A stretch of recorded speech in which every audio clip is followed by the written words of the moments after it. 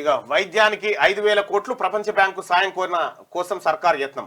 ప్రతి 30 కిలోమీటర్లకు ఒక trauma care centre, dialysis. ఇగో first ఇప్పుడు నేను చెప్పేది ఏంటంటే నేను చెప్పే సలహా, కొత్త బడులు కడతాం, ఈ బంజేరి ఉన్న పాత బడులకు ఫస్ట్ మరమ్మతు, గ్రంథాలయాలు కొత్తవి కడతాం. ఇగో ఇక్కడ చూడాను జరగావ కానీ నేను గ్రంథాలయం పరిస్థితి చూడు. ఇగో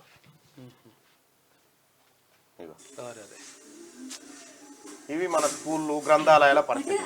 ఫస్ట్ వీటికి కొత్తవి కడితేనే డౌట్ ప్రజలకు. కొత్తవి కట్టుడు అంటేనే కమిషన్.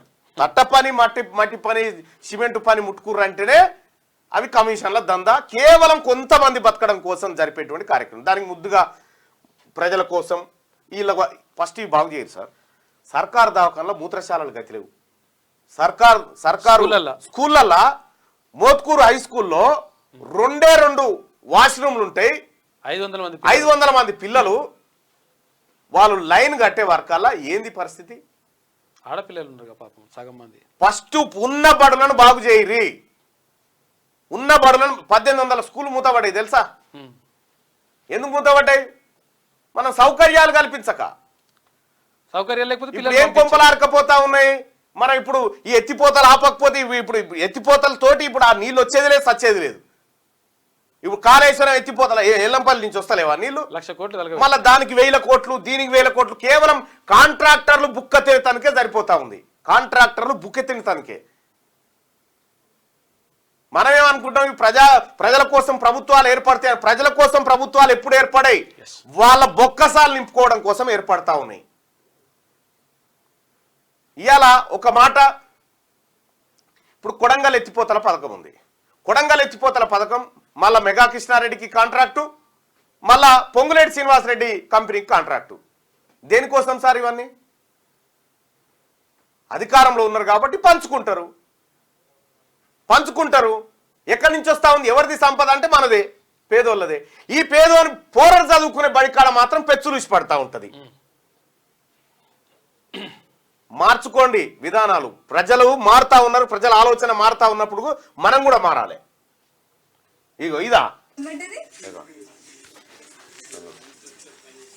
పెచ్చులు ఊసి పడతా ఉన్నాయి. ఇడ గ్రంథాలయాలు, ఇగో ఇండ్లు, గ్రంథాలయాలు, ప్రభుత్వ పాఠశాలలు, ఇవి పరిస్థితి.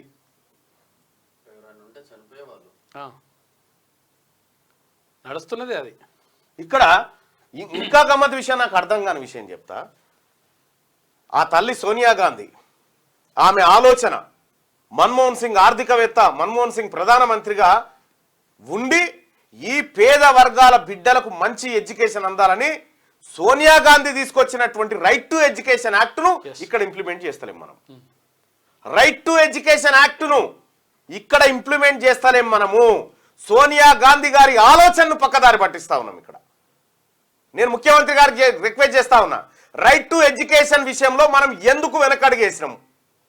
బట్టి విక్రమార్క గారు అడిగిరు కదా అప్పుడు, అది ఉందా బయట?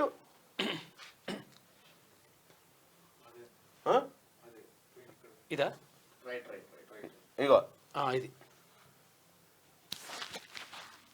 ఇంకో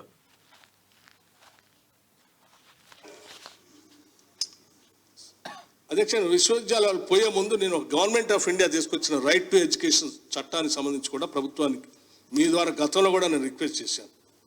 ఈ చట్టాన్ని మన రాష్ట్రం ఎందుకు అమలు చేయట్లేదు? అసలు నాకు తెలిసి చాలా ఇక్కడ సిఎల్పి లీడర్గా బట్టి విక్రమార్క గారు ఉన్నప్పుడు కేసీఆర్ను ప్రశ్నిస్తా ఉన్నాడు. ప్రతిపక్ష నేతగా కేంద్ర ప్రభుత్వం తీసుకొచ్చిన రైట్ టు ఎడ్యుకేషన్ యాక్ట్ని ఇక్కడ ఎందుకు ఇంప్లిమెంట్ చేస్తలేరు అంటున్నారు. వాళ్ళు చేయలే, మరి మనం ఎందుకు చేస్తలేము? మనకు వచ్చిన అడ్డంకి ఏముంది? ఆ తల్లి సోనియా గాంధీ ఆశయాల్లోంచి ఈ పేద వర్గాల బిడ్డలకు మంచి చదువు అందాలని ఆ తల్లి తీసుకొచ్చిన చట్టం తప్పని చెప్పదలుచుకున్నామా మనం? ఇప్పుడు ఎందుకు ఇంప్లిమెంట్ చేస్తలేం దీన్ని? 25% సీట్లు పేద వర్గాల బిడ్డలకు ఫ్రీగా ప్రైవేట్ స్కూళ్ళలో దొరికేటువంటి సీట్లు. దీంట్లో కూడా మళ్ళీ ఏందనుకుంటున్నావు, దీంట్లో ఈ రైట్ టు ఎడ్యుకేషన్ యాక్ట్ ప్రకారము శ్రీ చైతన్య, నారాయణ ఇవి ఉన్నాయి కదా, దీంట్లో 25% సీట్లు పేద పిల్లలకు ఫ్రీగా ఇవ్వాలి. ఫ్రీగా ఇవ్వాలన్నట్టు. ఫ్రీగా ఇస్తే మరి పేద పిల్లలకు ఫ్రీ ఇవ్వాలి. మరి వీళ్ళ ఎట్లా నడవాలంటే అట్లా కాదు. వీళ్ళకు ఈ 25 సీట్లు ఇచ్చినందుకు ఇందులో 70% నిధులేమో కేంద్రం కడుతుంది, ఎస్ ప్లస్ 30% ఏమో రాష్ట్ర ప్రభుత్వం కలపాలి. ఈ 100 కలిపి వీళ్ళకి ఫీజు కట్టాలి ప్రభుత్వాలు. కడతలేవు, అసలు ఇంప్లిమెంటే లేదు. ఇక్కడ తెలంగాణ రాష్ట్రంలో రైట్ టు ఎడ్యుకేషన్ ఎందుకు ఇంప్లిమెంట్ అయితలేదు? ముఖ్యమంత్రి గారు సమాధానం చెప్పాలి దీనికి. విద్యాశాఖ తమ దగ్గరే ఉంది కాబట్టి. రైట్ టు ఎడ్యుకేషన్ ఇంప్లిమెంట్ కావడానికి మనకున్న అడ్డంకి ఏంది? మన 70%, 100కి 70 రూపాయలు కేంద్రమే ఇవ్వబట్టే. దీనికి 30 కలిపితే 100. ఈ 100లో నువ్వు ఫీజులు ఫిక్స్ చేసి ఇవ్వడానికి మనకు వచ్చిన ఇబ్బంది ఏముంది సార్? నాకు అర్థం కాలే. ఇక్కడ ఎవరికి ఇబ్బంది అవుతుంది? ఇప్పుడు ఎక్కడన్నా టెండర్లు వేసేది ఉంటే, ప్రాజెక్టులు కట్టేది ఉంటేనేమో ఓ కాగితం ఇటాటున్నా కూడా తెచ్చేనా కలిపి చేస్తాం కదా. ఇదెందుకు సార్ అంత క్లియర్గా ఉంది కదా right to education. Right to education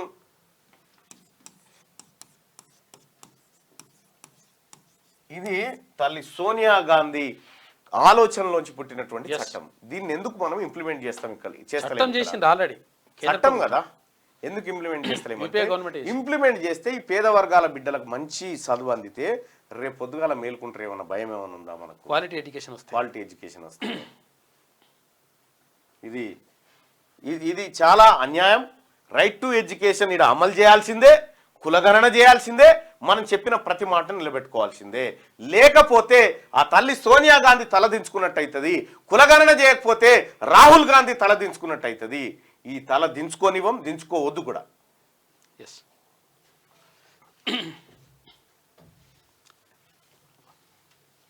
మనమే చెప్తుంది సార్ పుల్లా. అధ్యక్ష, విశ్వవిద్యాలయాలు పోయే ముందు నేను గవర్నమెంట్ ఆఫ్ ఇండియా తీసుకొచ్చిన రైట్ టు ఎడ్యుకేషన్ చట్టానికి సంబంధించి కూడా ప్రభుత్వానికి మీ ద్వారా గతంలో కూడా నేను రిక్వెస్ట్ చేశాను. ఈ చట్టాన్ని మన రాష్ట్రం ఎందుకు అమలు చేయట్లేదు? అసలు సరిపోయా, ఇక పెద్దగా ఏమవుతుంది. ఈ చట్టాన్ని మన రాష్ట్రం ఎందుకు ఇంప్లిమెంట్ చేస్తలేదు? ఇది వాస్తవానికి విపక్షాలు అడగాలి. కాంగ్రెస్ పార్టీలో కొద్దిగా స్వేచ్ఛ ఎక్కువ కాబట్టి మనం ఇచ్చిన మాట నిలబెట్టుకోవాలి. ఆ తల్లి సోనియా గాంధీ, రాహుల్ గాంధీ వాళ్ళు ఇచ్చినటువంటి హామీలను మనం నెరవేర్చి ప్రజల్లో వాళ్ళకి మంచి పేరు తేవాలని మనకున్నటువంటి ఆలోచన. కాబట్టి నేను కూడా బట్టి విక్రమార్క గారిని అడుగుతా ఉన్నా, ఉప ముఖ్యమంత్రి గారిని, సార్ ఇది ఎందుకు మనం ఇంప్లిమెంట్ చేస్తలేం సార్? మనమే అడిగినాం కదా. మన ప్రభుత్వం వచ్చి దాదాపుగా ఒక 9 నెలలుగా వస్తుంది కదా సార్. ఈ 9 నెలల్లో మనకు ఇది ఇంప్లిమెంట్ చేయడానికి ఏమైనా అడ్డంకి ఏర్పడదా సార్? ఈ సమాధానం చెప్పుడు సార్ ప్రజలకు ఒకసారి. దీని గురించి మీడియా కూడా రాయది. ఎందుకు రాయది? శ్రీ చైతన్య 1-1-2 యాడ్స్ ఇస్తారు కదా, నారాయణ యాడ్స్ వస్తాయి కదా. శ్రీ చైతన్య నారాయణలు, నేను చెప్తా ఉన్నా, శ్రీ చైతన్య నారాయణను మీ బంగ్లాల బాషింగాలు చేస్తా నేను. మీరు గనక పేద పిల్లలకు ఉచిత విద్య ఇవ్వకపోతే మీ బంగ్లాలు కాదు కదా, మీరు ఉనికి లేకుండా చేస్తా. ఇక్కడ ప్రజలందరినీ కూడా కట్టి ఏం చేస్తున్నా చూడరు. మరిగా అడ్డుకునేది మీరే. ఎందుకంటే వీళ్లకు లంచాలు ఇచ్చి అడ్డుకునేది మీరే. దోపిడీ వర్గాలు మీరే. పేదవాడికి విద్యను దూరం చేసిన దుర్మార్గులు మీరే. శ్రీ చైతన్య నారాయణ ఈ కార్పొరేట్ స్కూళ్ళకి హెచ్చరిక చేస్తా ఉన్నాం. ప్రజలలో తిరుగుబాటు వస్తే మీ బడ్లని గుంజుకుంటాం అంతే. క్యూ న్యూస్ ఛానల్లో పనిచేయటకు అనుభవం గల సీనియర్ వీడియో ఎడిటర్స్ కావాలను సంప్రదించవలసిన నెంబర్ 8688926084. qnewsads@gmail.com ను సంప్రదించండి. లైక్ చేయండి,